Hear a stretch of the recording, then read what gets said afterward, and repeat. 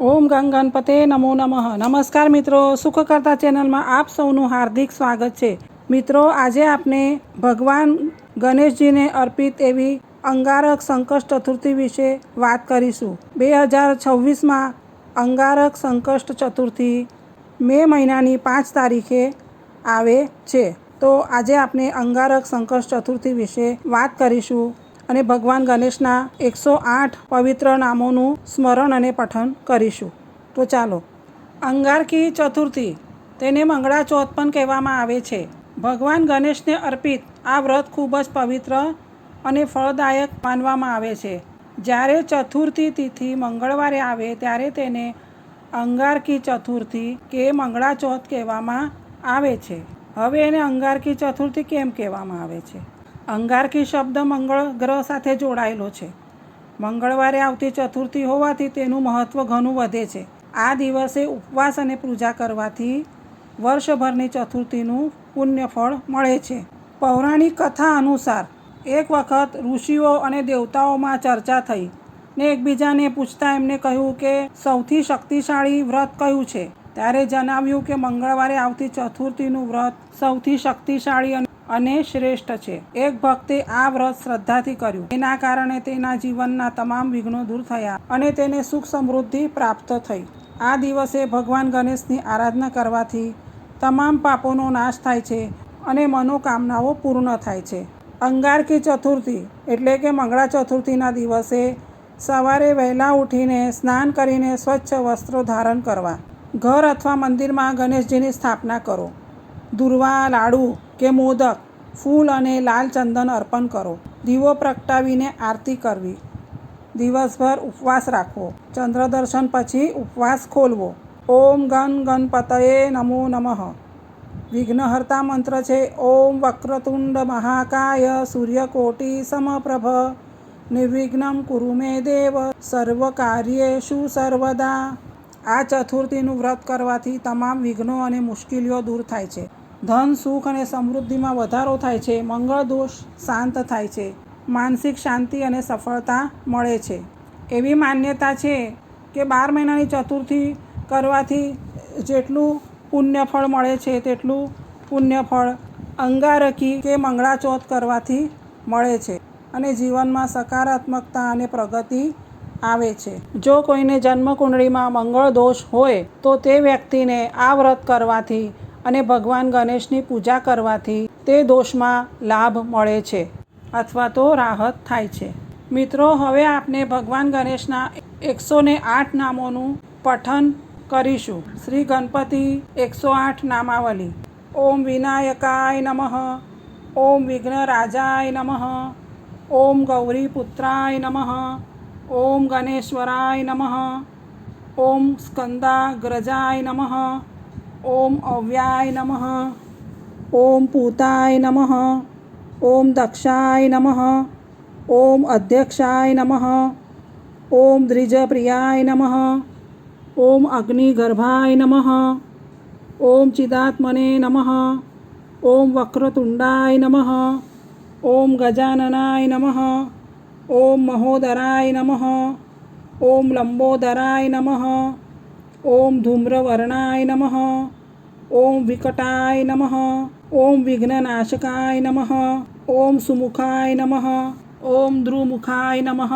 ઓમ બુદ્ધિપ્રિયાય નમઃ. ઓમ સિદ્ધિપ્રદાય નમઃ. ઓમ સિદ્ધિવિનાયકાય નમઃ. ઓમ ગણાધિપાય નમઃ.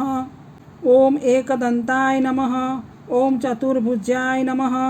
ઓમ શૂર્પકર્ણાય નમઃ. ઓમ હેરંબાય નમઃ. ઓમ બ્રહ્મચારિણે નમઃ. ઓમ વિઘ્નહર્તે નમઃ. ઓમ વિશ્વનેત્રે નમઃ. ઓમ શ્રીપતયે નમઃ. ઓમ ભક્તવત્સલાય નમઃ. ઓમ શિવપ્રિયાય નમઃ. ઓમ શાશ્વતાય નમઃ. ઓમ બાલચંદ્રાય નમઃ. ઓમ ગજકર્ણકાય નમઃ. ઓમ કપિલાય નમઃ. ઓમ અનંત ચિદ્રૂપાય નમઃ. ઓમ વિઘ્નાય નમઃ. ઓમ મંગલમૂર્તયે નમઃ. ઓમ ધૂમ્રકેતવે નમઃ. ઓમ ગણાધ્યક્ષાય નમઃ. ઓમ ફાલચંદ્રાય નમઃ. ઓમ ગજવક્રતાય નમઃ. ઓમ યજ્ઞકાય નમઃ. ઓમ સિદ્ધિદાય નમઃ.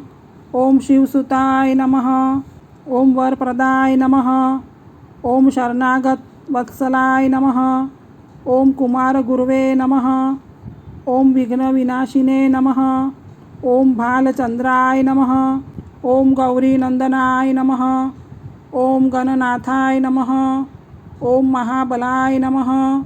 ઓમ સર્વસિદ્ધિપ્રદાય નમઃ. ઓમ સર્વાત્મને નમઃ. ઓમ કૃપાનિધયે નમઃ. ઓમ અનાદિદેવાય નમઃ. ઓમ દૈત્યવિનાશકાય નમઃ. ઓમ સર્વેશ્વરાય નમઃ. ઓમ જ્ઞાનપ્રદાય નમઃ. ઓમ યોગેશ્વરાય નમઃ. ઓમ મહાકાયાય નમઃ. ઓમ રિદ્ધિસિદ્ધિપતયે નમઃ. ઓમ શાંતાય નમઃ. ઓમ સર્વમંગલાય નમઃ. ઓમ વિઘ્નેશ્વરાય નમઃ. ઓમ લોકનાથાય નમઃ. ઓમ હેરંબાય નમઃ. ઓમ દેવાધિદેવાય નમઃ. ઓમ સુખદાય નમઃ. ઓમ ભક્તપ્રિયાય નમઃ. ઓમ કરુણાસાગરાય નમઃ. ઓમ પ્રણવસ્વરૂપાય નમઃ. ઓમ સર્વદેવમયાય નમઃ. ઓમ વિઘ્નહર્ત્રે નમઃ.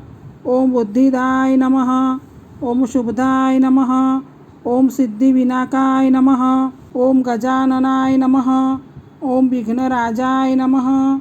ઓમ ગણપતયે નમઃ. ઓમ અધ્યાત્મક પ્રકાશાય નમઃ.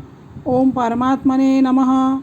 ઓમ પરબ્રહ્મણે નમઃ. ઓમ સચ્ચિદાનંદ વિગ્રહાય નમઃ. ઓમ શાંતિમયાય નમઃ. ઓમ ઐશ્વર્યપ્રદાય નમઃ. ઓમ વિઘ્નહર્ત્રે નમઃ. ઓમ ગજવક્રતાય નમઃ. ઓમ ગૌરીસુતાય નમઃ. ઓમ શિવતનયાય નમઃ. ઓમ મંગલદાય નમઃ. ઓમ સર્વકાર્યસિદ્ધિદાય નમઃ. ઓમ ભક્તરક્ષકાય નમઃ. ઓમ વિઘ્નવિનાશકાય નમઃ. ઓમ સુખકર્ત્રે નમઃ. ઓમ દુઃખહર્ત્રે નમઃ. ઓમ કૃપાળવે નમઃ.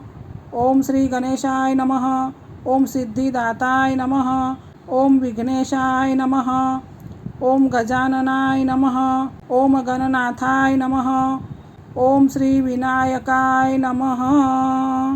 તો મિત્રો, આ હતા ભગવાન શ્રી ગણેશના 108 નામ, જેનું આપણે પઠન અને શ્રવણ કર્યું. મિત્રો, રોજ ગણપતિના આ 108 નામનો જપ કરવાથી મન શાંત રહે છે, વિઘ્નો દૂર થાય છે, સર્વ કાર્યોમાં સફળતા મળે છે, બુદ્ધિ અને સમૃદ્ધિમાં વૃદ્ધિ થાય છે. ગણપતિ બાપ્પા મોરિયા. તો મિત્રો, આપ સૌને અમારો આ વિડીયો પસંદ આવ્યો હોય તો પ્લીઝ લાઇક, શેર અને સબસ્ક્રાઈબ જરૂર કરજો. અને હા, કમેન્ટ કરવાનું ભૂલશો નહીં. આપ સૌને અંગારકી એટલે કે મંગળા ચોથની હાર્દિક શુભેચ્છાઓ.